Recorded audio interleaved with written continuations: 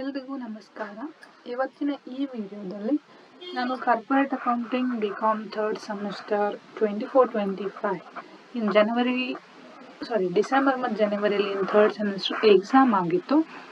ಅದರಲ್ಲಿರೋ section B 4th question ಅನ್ನು ನಾನು ಸಾಲ್ವ್ ಮಾಡ್ತಾ ಇದ್ದೀನಿ.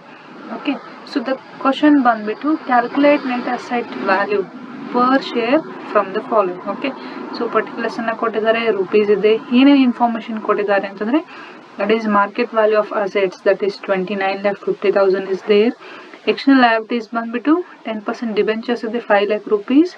ಆಮೇಲೆ ಕ್ರೆಡಿಟರ್ಸ್ ಬಂದ್ಬಿಟ್ಟು 5 lakh rupees ಇದೆ. ಓಕೆನಾ, ಈ ನಂಬರ್ ಆಫ್ ಈಕ್ವಿಟಿ ಶೇರ್ಸ್ ಬಂದ್ಬಿಟ್ಟು 20,000 ಶೇರ್ಸ್ ಅನ್ನ ಕೊಟ್ಟಿದ್ದಾರೆ. ಓಕೆ, ಸೊ ಇಷ್ಟು ಇನ್ಫಾರ್ಮೇಶನ್ ನಾವು ಯೂಸ್ ಮಾಡಿಕೊಂಡು ಏನ್ ಮಾಡಬೇಕು ಅಂದ್ರೆ ನೆಟ್ ಅಸೆಟ್ ವ್ಯಾಲ್ಯೂ ಅನ್ನ ಕಂಡುಹಿಡಬೇಕು ಅಂತ ಹೇಳಿ ಕೇಳಿದ್ದಾರೆ. ಓಕೆನಾ, ದೆನ್ ಸೊಲ್ಯೂಷನ್ ಬಂದ್ಬಿಟ್ಟು okay, so the formula for net asset method or net asset value is, that is value of a share equal to net asset available to equity shareholders divided by number of equity shares. Okay, so hagidre first we need to calculate net asset available to equity shareholders. So that's why calculation of net asset available to equity shareholders. Okay, then what is the formula to calculate net asset available to equity shareholders?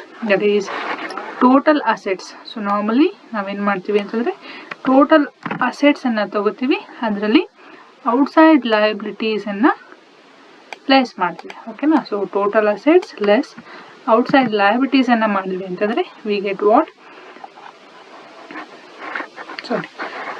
ಆಮೇಲೆ that is net asset available to equity shareholders before preference shareholders ಅಂತ ಹೇಳಿ consider ಮಾಡ್ತೀವಿ. ಆಮೇಲೆ ಅದರ preference shareholders ನಾವು ಲೆಸ್ ಮಾಡಿದ್ವಿ ಅಂತಂದ್ರೆ we get net asset available to equity shareholders. ಓಕೆನಾ, so just a minute. So see this is what format. Okay, so ಫಸ್ಟಿಗೆ ಬಂದ್ಬಿಟ್ಟು ಟೋಟಲ್ ಅಸೆಟ್ಸ್ ಫಾರ್ಮೆಟ್ ಅಲ್ಲಿ ಬರುತ್ತೆ. ಸೊ ಟೋಟಲ್ ಅಸೆಟ್ಸ್ ಬಂದ್ಬಿಟ್ಟು see here in the question what is the value.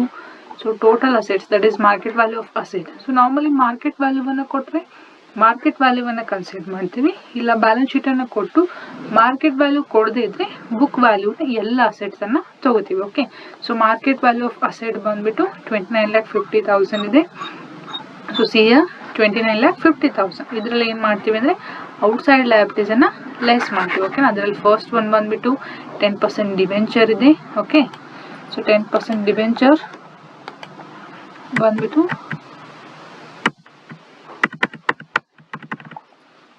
That is 5 lakh rupees ಇದೆ. ಆಮೇಲೆ creditors ಬಂದ್ಬಿಟ್ಟು 5 lakh rupees ಇದೆ. Okay, so I will show you in the question. So see here 10% debentures 5 lakh is there, creditors 5 lakh is there. ಓಕೆನಾ, so that's why we less 10% debenture 5 lakh and creditors 5 lakh. So combining 10 lakh ಅನ್ನು ನಾವಿಲ್ಲಿ ಏನು ಮಾಡ್ತೀವಿ ಅಂದರೆ less ಮಾಡ್ತೀವಿ.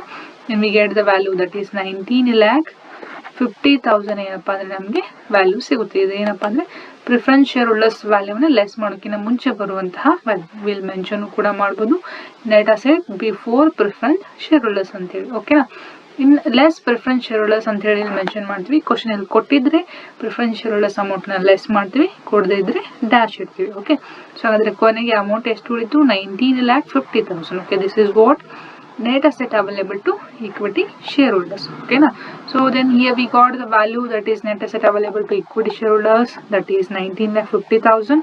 and see in the question alli number of equity shares 20,000 ಕೊಟ್ಟಿದ್ದಾರೆ.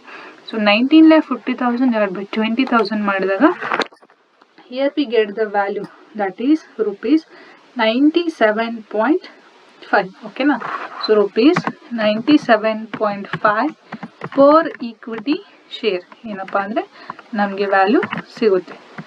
Per equity share we get the value. Okay, this is what net asset value ಅಂತ ಹೇಳಿ consider ಮಾಡ್ತೀವಿ. So this is what 4th question in the question paper. Okay, so quick ಆಗಿ revision ಮಾಡ್ತೀನಿ. So C